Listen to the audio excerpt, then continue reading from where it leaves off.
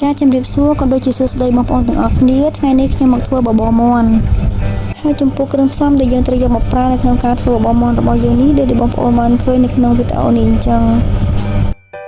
ចាអញ្ចឹងឥឡូវយើងចាប់ផ្ដើមលាងមាន់របស់យើងឲ្យស្អាតបន្ទាប់មកយើងធ្វើការដាំទឹកដាក់ជាមួយនឹងខ្ទឹមបារាំងម្ដុំហើយធ្វើប្រៃ2ចំណិតនិងបង្គាយឺបន្ទាប់មកយើងធ្វើការដាំទឹកពុះហើយយើងដាក់ជាមួយនឹងមាន់របស់យើងចូលដើម្បីស្ងោរក្នុងពេលដែលយើងទុកមាន់ស្ងោរនេះដែរយើងចាប់ផ្ដើមមកធ្វើគ្រឿងទេសផ្សេងៗដែលយើងត្រូវយកមកប្រើតទៀតចាឥឡូវយើងចាប់ផ្ដើមលាងអង្ករឲ្យស្អាតដើម្បីទុកវាឲ្យស្រស់ទឹកអាំងយើងយកទៅឆាចាអញ្ចឹងបន្ទាប់ពីយើងធ្វើការលាងជាមួយនឹងអង្កររបស់យើងស្អាតហើយយើងចាប់ផ្ដើមមកលាងជាមួយនឹងផ្សិតក៏ដូចជាខ្ញីហើយនិងឈាមជ្រូករបស់យើងចាអញ្ចឹងឥឡូវបន្ទាប់ពីយើងធ្វើការលាងសម្អាតរួចរាល់ហើយយើងចាប់ផ្ដើមមកធ្វើការហាន់ខ្ទឹមរបស់យើងដើម្បីទុកសម្រាប់ឆាអង្ករហើយក៏ដូចជារោយលើបបររបស់យើងផងដែរឥឡូវយើងចាប់ផ្ដើមដាក់ខ្ទះដាក់ប្រេងឆាដើម្បីលីងខ្ទឹមរបស់យើង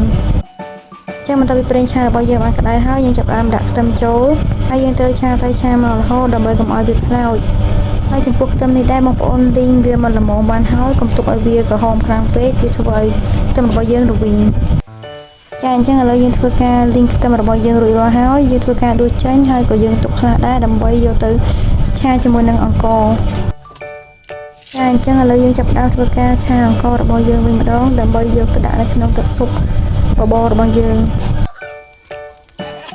ឆារួចហើយយើងឃើញថាមាន់របស់យើងក៏ឆ្អិនល្មមដែរយើងអាចលើកចេញយកមកបេះសាច់